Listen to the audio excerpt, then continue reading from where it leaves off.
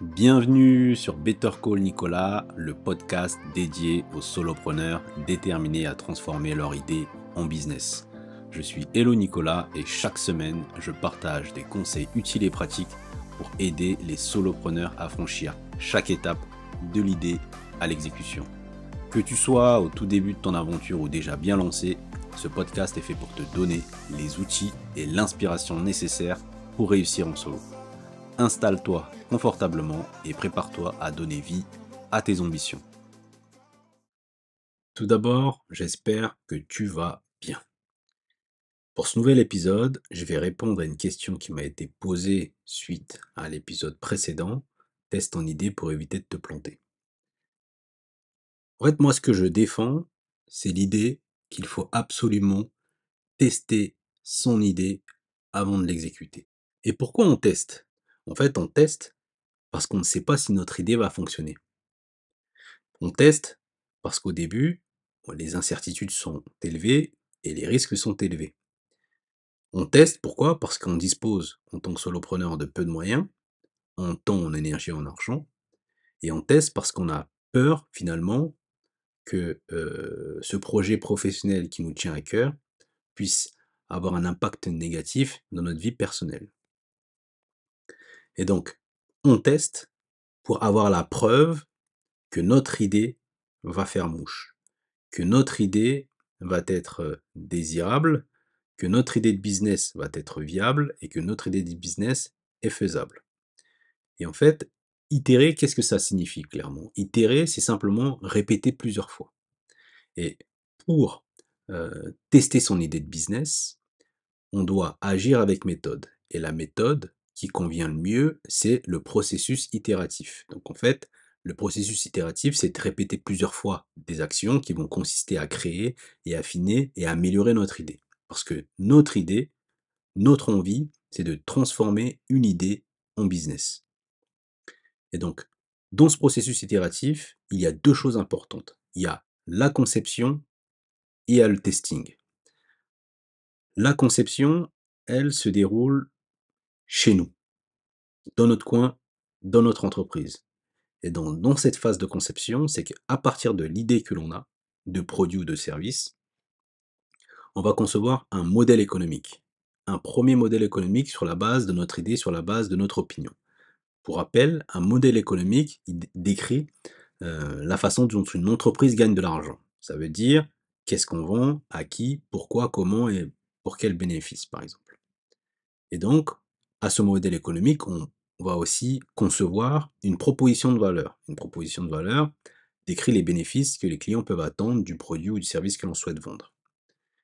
Et une fois que l'on a conçu ce modèle économique et cette proposition de valeur, ce qui est tout de suite important, c'est d'aller se confronter au marché, se confronter aux clients.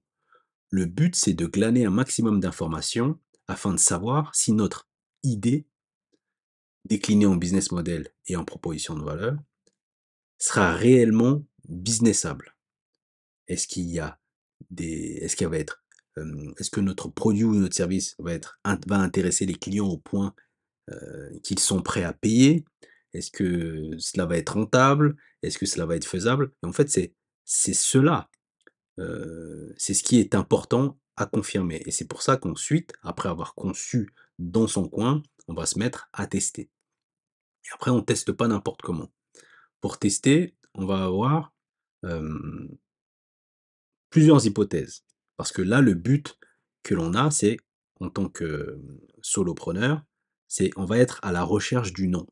Donc en fait, on doit lever toutes les objections qui peuvent faire que notre idée ne soit pas businessable. Donc, ce qu'on fait, c'est qu'on va rédiger plusieurs hypothèses. Donc on va dire que moi, je crois que mon idée, mon produit, mon service qui répond à tel besoin pour tel type de personne, va les intéresser au point qu'ils vont payer. Ça, c'est un exemple que je donne. Et donc, ensuite, après avoir établi ces hypothèses-là, on va mener des expériences. Et le but des expériences, c'est quoi? C'est d'obtenir la confirmation que c'est bon et de lever toutes les objections qui pourraient nous empêcher de transformer notre idée en business. Et donc, l'idée dans ces expériences, c'est, par exemple, mener des interviews directes avec ses prospects.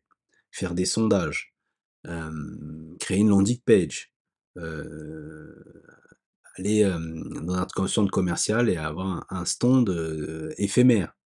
Et en fait, le but de tester aussi, quel est le but de tester? Le but de tester, c'est de pas mettre toutes ses ressources tout de suite au départ. Et comme, je prends souvent comme exemple, si on a 10 000 € pour lancer son activité, pour transformer son idée en business, on va pas mettre les 10 000 € d'un coup, au risque de tout perdre sans tester. Le but, c'est d'allouer petit à petit une certaine quantité de ressources, temps, énergie, en argent à son projet, et avoir la confirmation petit à petit, step by step, que l'on peut, poursuivre, que l'on peut, y ajouter beaucoup plus d'intérêt parce qu'on a la confirmation qu'on va dans le bon sens et que notre idée est businessable. Tout ça, c'est toujours dans le but de limiter les risques et les incertitudes. C'est pour ça qu'on teste, parce que sinon on peut tout de suite passer de l'idée à l'exécution, mettre, tout son argent, tout son temps, quitter son emploi et se mettre à fond dans son entreprise, en étant sûr que son entreprise va fonctionner, en fait, que son idée va être, businessable. Mais comme rien n'est sûr, c'est pour ça qu'il convient de tester. Et en fait, dans ce processus itératif, pour revenir à cela, l'idée c'est de prendre tous les enseignements que l'on va tirer des expériences de testing d'idées que l'on aura menées, et pour être amené à concevoir un modèle économique qui correspond justement aux besoins, qui va être désirable, viable et faisable, et avec une proposition de valeur qui va faire que, bah, en fait, nos clients veulent ce qu'on souhaite ce qu'on souhaite leur offrir. Et en fait, le processus itératif, c'est ni plus ni moins que ce que je viens de dire. La partie conception, la partie testing, avec une partie conception où d'une idée, on va concevoir un business model, et proposition de valeur version 1. On va quitter l'entreprise, se confronter au marché, avoir plusieurs hypothèses, confirmer que ces hypothèses sont bonnes à partir d'expériences que l'on va mener. De cela, on va tirer des enseignements, revenir, dans la phase conception, passer du modèle économique et de la proposition de valeur, V1 à la V2, à la V3, jusqu'à arriver à une proposition de valeur et un business model qui convient. Et donc là, on est sûr que notre idée est bonne, notre idée est businessable, on a levé pas mal de doutes, on sait que les clients veulent ce qu'on a à leur offrir, on sait qu'on est en capacité de leur offrir ce qu'on souhaite leur offrir, on sait que les plus et les moins, c'est OK, qu'on va gagner de l'argent, que l'activité va être rentable. Et là, on est en mode croisière, on est en mode exécution. Et en fait, c'est le but du processus itératif. C'est le but, c'est de tester son idée, avoir la preuve que cela va fonctionner. Et donc, je vais simplement rappeler une chose, c'est que une idée, quand on la teste, on peut être confronté à trois choses. La première chose, c'est l'idée telle qu'on l'a «conçue» entre guillemets, on l'a testée et on se rend compte que finalement l'idée est bonne. Ça va fonctionner, c'est une bonne idée, on peut allouer de plus en plus de ressources à cette idée pour la développer et passer en mode exécution. Soit, la deuxième chose, c'est que notre idée telle que l'on l'a conçue en V1, elle mérite quelques ajustements, voire des modifications. Et donc là, on va s'adapter au marché, donc on va pivoter légèrement notre idée pour se conformer au marché et pour pouvoir continuer tout simplement. Ou soit, la troisième chose, c'est que bon, l'idée elle est pas bonne, personne ne veut de notre produit ou notre service, donc on s'arrête là. Voilà. Et donc en fait, ce que je tenais à dire dans cet épisode, en réponse à la question qui m'a été posée, c'est que il est important pour éviter de se planter, et ça c'est vraiment, le message du premier épisode et le message ici, c'est de tester. Et quand on teste avec une méthode, on teste de façon itérative avec un jeu d'essai-erreur, un jeu, d'essai, enseignement, reconception, recalibrage, toujours dans le but que, l'idée soit conforme au marché, qu'il y ait réellement une adéquation, du produit ou du service au marché, et que l'idée soit businessable. Donc c'est un peu ça, ce que je souhaitais dire dans ce nouvel épisode. Pour le coup, hem, ce qu'il faut retenir, c'est que, une idée doit être éprouvée. une idée qui n'est pas éprouvée, pour laquelle on alloue, toutes nos ressources, en fait, l'échec fait réellement mal, en fait, pour le coup, parce que, quand on est solopreneur, je le sais, je l'ai vécu à titre personnel, quand on se plante, c'est aussi notre vie perso qui est impactée. On peut pas prendre de décision, sans avoir la confirmation que, ce qu'on s'apprête à faire ou ce qu'on fait, peut réellement, intéresser des clients au point, qu'ils soient prêts à payer. Donc c'est vraiment le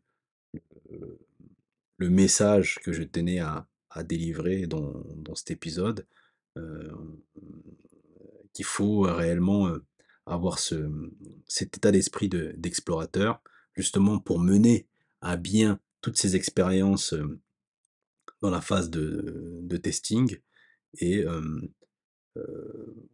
prendre toutes ces informations pour décider au mieux et concevoir au mieux son business model et sa proposition de valeur. Merci d'avoir écouté cet épisode jusqu'au bout. J'espère que tu as trouvé les conseils utiles et pratiques. Si tu as apprécié l'épisode, abonne-toi, like, laisse un commentaire et surtout partage ce podcast avec d'autres solopreneurs qui pourraient également l'apprécier. N'oublie pas, l'innovation est à portée de main même pour les plus petites entreprises. C'est en repensant ton offre que tu peux faire la différence et créer quelque chose d'unique. On se retrouve la semaine prochaine pour un nouvel épisode et en attendant, continue à croire en tes idées et à travailler pour les transformer en succès. C'était Nicolas. Ciao!